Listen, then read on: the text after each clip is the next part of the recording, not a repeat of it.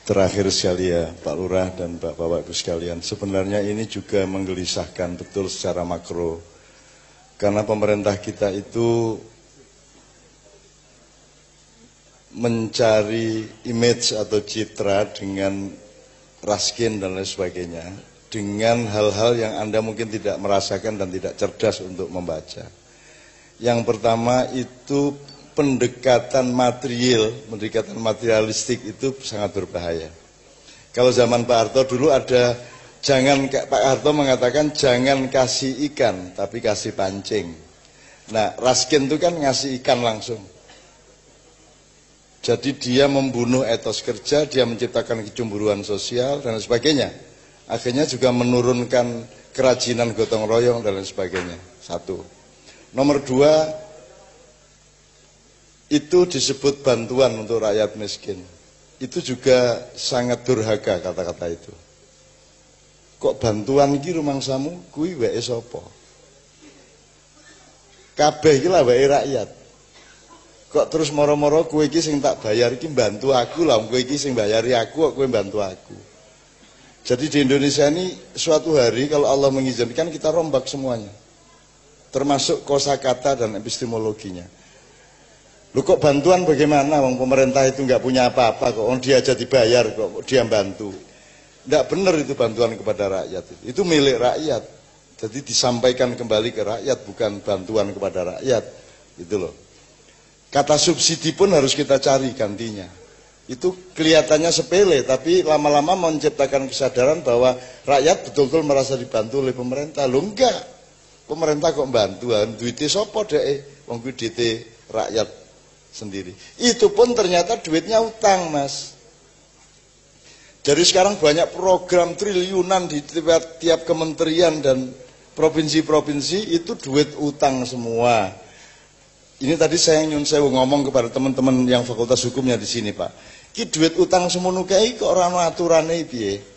Sebuah pemerintahan 5 tahun itu boleh utang berapa? Itu kan harus ada batasannya. Satu, nomor dua, tambang-tambang kayak Freeport atau batu bara atau gas atau apapun itu kok tidak ada aturan, tidak ada hukum, tidak ada pasal yang mengatur seberapa banyak kandungan bumi boleh diambil oleh sebuah generasi. Betul enggak, Mas?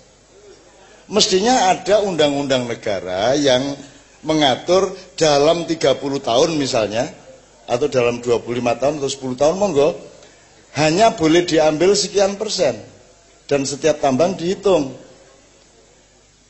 Jangan sampai ada pemerintahan yang mewarisi kesulitan-kesulitan besar kepada pemerintahan berikutnya. Kan sekarang tidak ada aturannya. Mestinya emas Irian Jaya itu diatur berapa boleh diambil. Silakan umpamanya terpaksa tidak bisa mengelakkan penjajahan Amerika melalui Freeport, tetap harus ada undang-undang untuk mengatur tidak semuanya diambil. Karena kita bertanggung jawab pada anak cucu kita. Dan ini hukumnya nggak ada di Indonesia. Apa sebabnya nggak ada? Karena pemerintahannya tidak ada negara. Pemerintahannya itu orang yang punya kesempatan 5 tahun untuk mengeruk keuntungan sebanyak-banyaknya. Kan begitu? Seharusnya ada negara. Di Indonesia tidak ada negara. Yang ada pemerintah. Maka teman-teman hukum PR-nya adalah tolong dipelajari apa bedanya negara dengan pemerintah. Itu ada bedanya. Terserah nanti menghasilkan sistem yang berbeda, tidak ada masalah soal kesejahteraan rakyat. Selama ini orang tidak ada, bahkan tingkat Yusril, tingkat Mahfud MD, tingkat Busro, itu pun kalau saya ajak ngomong bedanya negara dengan pemerintah, nggak ada yang nyaut, nggak ada yang nyambung. Itu karena nggak ada negara, maka pemerintah setiap kali dia memerintah, dia boleh apa saja, karena tidak ada negara. Harusnya ada undang-undang negara, ada peraturan pemerintah, itu berbeda. Misalnya kurikulum, kalau kurikulum sudah bagus, dilegalisasi oleh undang-undang negara, sehingga pemerintah berikutnya, Mendikbud, Mendiknas berikutnya, tidak boleh merubah itu. Sekarang kan Mendiknas boleh merubah, mau 2016, 2006, 2013, dia berhak sepenuhnya. Seharusnya tidak boleh. Seharusnya yang mengatur adalah undang-undang negara. Dan ini salah semua ini negara ini. Mesake wong desa-desa. Ini kalau diperpanjang, gini, saya kasih contoh-contoh aja deh. bahwa negara itu bukan pemerintah, pemerintah bukan negara. Sebagaimana di rumah tangga, keluarga tidak sama dengan rumah tangga. Bendahara tidak sama dengan kasir. Ada lembaga negara, ada lembaga pemerintah. Kalau lurah itu lembaga pemerintah, bupati, kantor kabupaten itu lembaga pemerintah. Gedungnya milik negara, bukan milik pemerintah. Pegawainya, pegawai negara, bukan pegawai pemerintah. Jadi pegawai negara di kantor kabupaten tidak punya keharusan untuk taat kepada bupati, karena bupati itu outsourcing 5 tahun. Dia TKI sementara. Sementara pegawainya di kantor kabupaten itu permanen sampai pensiun. Kan begitu. Jadi makanya kata PNS harus diganti kepanjangannya, bukan pegawai sipil. Bukan pegawai negeri sipil, karena negeri itu bukan bahasa konstitusi, bukan bahasa hukum. Negeri itu bahasa puisi dan kebudayaan. Dinggo nyanyian ki kata negeri, orang ono nyanyian kok nganggo kata negara. Ayo delok ono sing ono. Semua nek ora tanah air karo negeri toh. Padamu negeri. Itu nggak bisa, kalau negara gak enak. Padamu negara aku percaya, nggak ono.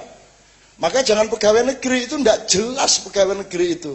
Menurut saya itu melanggar akal sehat hukum. Makanya hukumnya harus pakai filsafat hukum, harus pakai akidah, harus pakai teologi, harus pakai dasar-dasar dan akar-akar ilmu.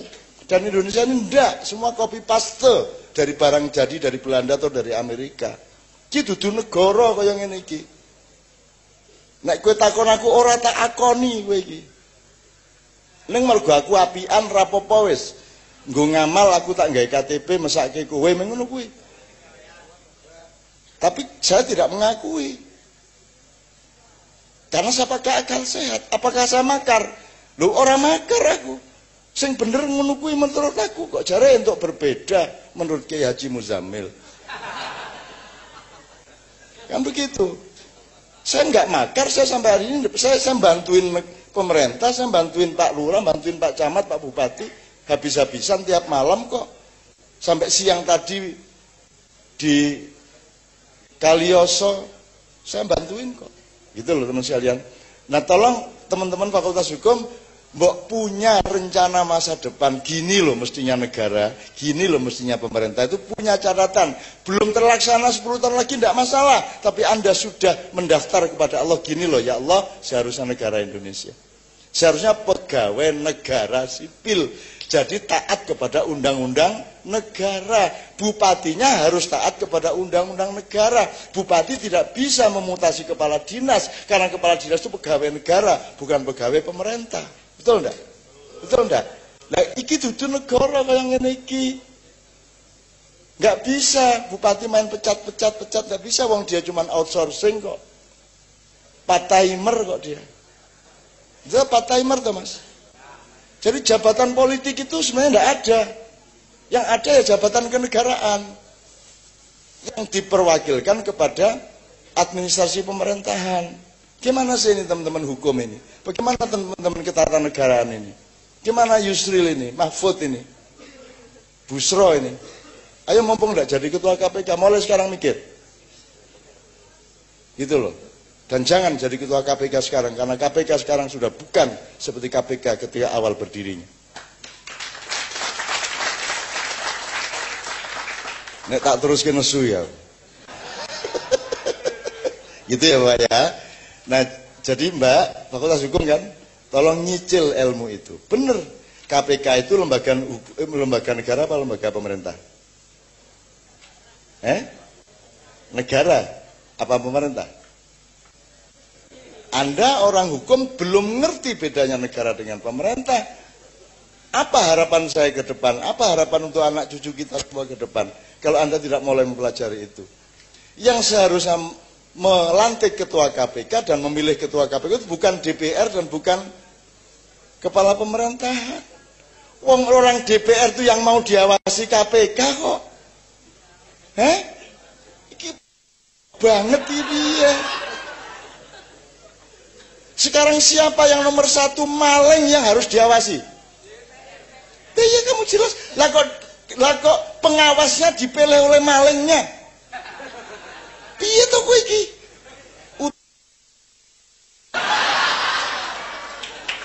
Atau ya gimana coba? Makanya DPR itu lembaga pemerintah dalam arti trias politika. Tapi KPK lembaga negara. Mahkamah Agung lembaga negara, Komisi Yudisial lembaga negara, bukan lembaga pemerintah. Ya, mereka yang bikin policy termasuk MPR. Nah, MPR sejak Pak Amin Rais dimandulkan. MPR itu lembaga permusyawaratan, bukan perwakilan. Jadi dia majelis tinggi kalau di Amerika. Kalau DPR majelis rendah. Yang ngatur, yang bikin undang-undang MPR. DPR itu cuman aplikasi-aplikasi tambahan. Sekarang DPR kok yang bikin semuanya. Padahal yang paling harus kita awasi itu mereka, coba. Kan kasusnya mereka terus ini. Terus siapa yang ngawasin? Jadi bagaimana? Apalagi KPK itu. KPK itu lembaga permanen negara atau lembaga ad hoc? Kalau ad hoc jangan bikin gedung baru. Sementara kok nggawe omah. Ya kos no kowe. Bener ora Mas? Anda kuliah itu ad hoc, maka Anda harus kos. Kalau kamu bikin rumah berarti kamu penduduk permanen. KPK itu ad hoc, bukan lembaga permanen. Ini kan perilakunya kan permanen. Seharusnya bukan permanen. KPK itu harus berusaha supaya secepat-cepatnya bubar, bener nggak? Kenapa? Kalau KPK bubar berarti polisinya sudah beres, kehakiman beres, kejaksaan beres, kan begitu? Apa sebabnya KPK lahir? Karena yang tiga ini belum beres. Sekarang tiga ini tetap nggak beres, juga tetap main bola di lapangan, terus tambah pemain bola baru namanya KPK, pemain KPK-nya juga sama tidak beresnya dengan tiga yang tidak beres. Jadi kalau kemarin kita cuma punya ke-11 tidak beres, sekarang punya ke-12 yang tidak beres juga. Kipiye iki. Nah ini PR untuk anak-anak Pak. PR untuk teman-teman hukum. Saya bukan orang hukum. Kalau terpaksa nanti saya profesor ya kalian. Lah pikir orang ngerti hukum ya. Nggak pernah dihukum ya saya. Dan saya tidak pernah memperhatikan pasal-pasal hukum karena saya hidup ini cukup dengan hati saya dan pikiran saya. Saya tidak perlu menunggu pasal hukum untuk tidak mencuri. Saya tidak perlu menunggu Al-Quran untuk tidak memperkosa. Betul enggak? Anda semua sebenarnya tidak ada Islam pun insya Allah kalau jadi manusia yang benar Anda akan berbuat maslahat. Benar enggak? Andaikan pun tidak ada Islam, alhamdulillah ada Islam, sehingga kita tidak hanya berbuat baik, tapi kita mengenal persis siapa Allah, karena Allah sendiri yang ngasih tahu siapa Dia kepada kita. Sebab kalau kita sendiri yang nyari, sudah ketemu. Kita nggak akan bisa meneliti Allah dan meriset Allah. Paling kesimpulan kita, oh kayak dewa angin, kayak dewa bayu, kayak dewa matahari, kan gitu. Kayak Mbah Petro, Syekh Jumadil Kubro, Kiai Gringsing. Terus siapa yang di situ Pak, yang Pak Muzamil sering di situ ada siapa? Syekh Belabelu. Jadi itu kan ijtihad manusia, tidak apa-apa juga. Orang Hindu menyimpulkan oh ada Brahma, ada Siwa, ada Wisnu. Itu ijtihad, jangan marah juga. Datanglah Islam, maka Islam ngasih tahu di mana Allah menginformasikan ini loh aku, namaku Allah, sifatku Rahman Rahim dan 97 yang lainnya. Gitu ya Bapak sekalian ya. Mohon maaf ini saya perjelas. Jadi untuk desa sini tinggal dikerjakan Pak. Tinggal dicari orangnya, tinggal dielaborasi. Untuk teman-teman Fakultas Hukum, saya mohon dalam waktu 3 tahun ada buku dari Anda semua, ada tim peneliti. Gini loh seharusnya Indonesia secara konstitusi dan hukum. Kalau itu ada, besok anakmu tinggal make. Kalau enggak anakmu yang bikin lagi. Ma'iyah ini tidak ingin menguasai Indonesia dan tidak ingin melakukan kudeta. Tapi kita mencatat gini loh mestinya negara itu. Gini loh mestinya orang beragama itu. Gini loh mestinya manusia itu. Gitu ya Mbak ya. Oke, sekarang berdiri semua.